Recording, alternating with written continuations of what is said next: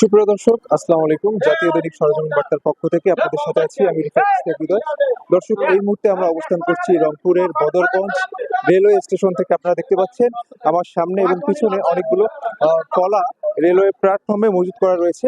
আমরা জানতে পারি এখান থেকে দেশের বিভিন্ন স্থানে এই কলাগুলো রপ্তানি করা হয় এবং সেই কলাগুলো অনেকটাই জনপ্রিয়তা রয়েছে বলে এখানকার যারা খরিদ্দার রয়েছেন বা যারা ব্যবসায়ীরা রয়েছেন, যারা এখানে আসেন ক্রয় করতে, তারা আমাদেরকে জানিয়েছেন। তো চলুন জেনে আসা যাক এই সম্পর্কে বিস্তারিত। আপনার নাম কি? হজরত। আচ্ছা, বর্তমানে এই যে কলা আমরা দেখতে পাচ্ছি যে এখান থেকে হয়তো বা রপ্তানি করতেছেন আপনারা, তাই না?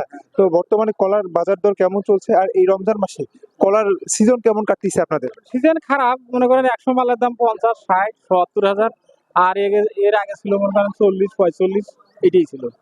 আচ্ছা, সব মিলিয়ে কেমন ব্যবসার চিন্তাধারা করছেন, বা এই রমজানে কেমন কাটতে পারে আপনাদের ব্যবসা? ওটা তো আল্লাহ দিলে ভালোই চলবে। আচ্ছা, যারা এই যে খুচরা ক্রেতারা রয়েছে, মানে আমরা যারা খুচরা ক্রেতা রয়েছি, দেখা যাচ্ছে যে এটা তো মালভোগ কলা, তাই না? চিনি চাম্পা। যাই হোক, মালভোগ কলার ক্ষেত্রে যদি দেখা যায় যে কলার হালা 60 টাকা পর্যন্ত দাঁড়ায় গেছে। আচ্ছা, প্রতিনিয়ত কি এখান থেকে রপ্তানি করা হচ্ছে এই কলা?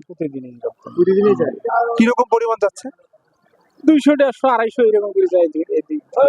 এই যে মনে করেন 200-250। আচ্ছা, কোথায় কোথায় পাঠান এই কলাগুলো? আমরা নিজেই নিয়ে যাই, আমাদের বাড়ি বোটবাড়ি, নিজেই নিয়ে যাই। হ্যাঁ, এখান থেকে বোটমারি নিয়ে যান? হ্যাঁ, নিজে নিয়ে যাই। তো এখান থেকে নিয়ে গেলে লাভজনক হয়তো না? হ্যাঁ, কিছু লাভ হয়। এখানকার কেমন, আপনার এখানকার ফলাফল কিরকম ফসলের? ফলাফল এখন ভালোই আছে, তো দেখা তো বোঝায় ভালোই আছে। চাহিদা রয়েছে? হ্যাঁ, সাইডে আছে।